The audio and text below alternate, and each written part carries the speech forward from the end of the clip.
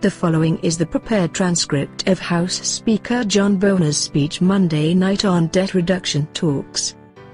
Good evening. I'm John Boehner.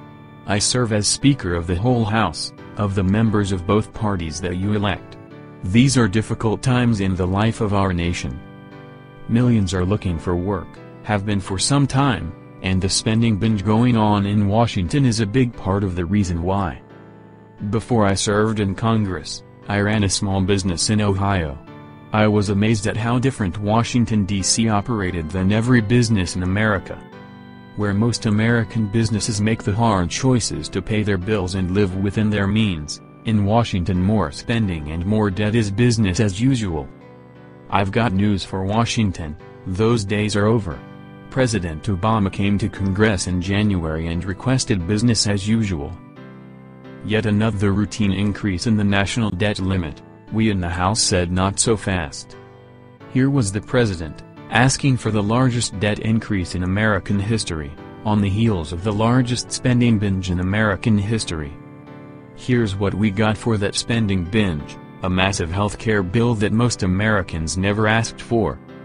A stimulus bill that was more effective in producing material for late-night comedians than it was in producing jobs. And a national debt that has gotten so out of hand it has sparked a crisis without precedent in my lifetime or yours. The United States cannot default on its debt obligations. The jobs and savings of too many Americans are at stake.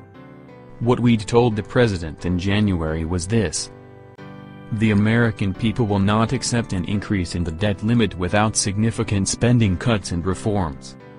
And over the last 6 months, we've done our best to convince the president to partner with us to do something dramatic to change the fiscal trajectory of our country. Something that will boost confidence in our economy, renew a measure of faith in our government, and help small businesses get back on track. Last week, the House passed such a plan, and with bipartisan support. It's called the Cut, Cap, and Balance Act. It cuts and caps government spending and paves the way for a balanced budget amendment to the Constitution, which we believe is the best way to stop Washington from spending money. It doesn't have. Before we even passed the bill in the House, the president said he would veto it. I want you to know I made a sincere effort to work with the president to identify a path forward that would implement the principles of cut, cap, and balance in a manner that could secure bipartisan support and be signed into law. I gave it my all. Unfortunately, the president would not take yes for an answer. Even when we thought we might be close on an agreement, the president's demands changed. The president has often said we need a balanced approach, which in Washington means, we spend more. You pay more. Having run a small business, I know those tax increases will destroy jobs. The president is adamant that we cannot make fundamental changes to our entitlement programs. As the father of 2 daughters, I know these programs won't be there for them and their kids unless significant action is taken now. The sad truth is that the president wanted a blank check 6 months ago, and he wants a blank check today. That is just not going to happen. You see, there is no stalemate in Congress. The House has passed a bill to raise the debt limit with bipartisan support.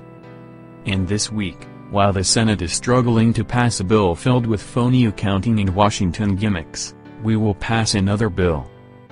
One that was developed with the support of the bipartisan leadership of the U.S. Senate.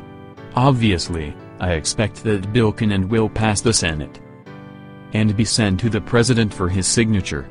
If the president signs it, the crisis atmosphere he has created will simply disappear. The debt limit will be raised.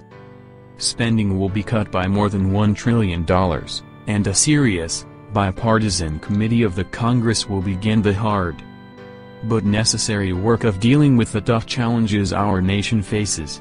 The individuals doing this work will not be outsiders, but elected representatives of the people, doing the job they were elected to do as outlined in the Constitution. Those decisions should be made based on how they will affect people who are struggling to get a job, not how they affect some politicians' chances of getting re-elected. This debate isn't about President Obama and House Republicans, it isn't about Congress and the White House. It's about what's standing between the American people and the future we seek for ourselves and our families. You know, I've always believed, the bigger government, the smaller the people. And right now, we have a government so big and so expensive it's sapping the drive of our people and keeping our economy from running at full capacity. The solution to this crisis is not complicated. If you're spending more money than you're taking in, you need to spend less of it. There is no symptom of big government more menacing than our debt. Break its grip, and we begin to liberate our economy and our future. We are up to the task. And I hope President Obama will join us in this work. God bless you and your families, and God bless America.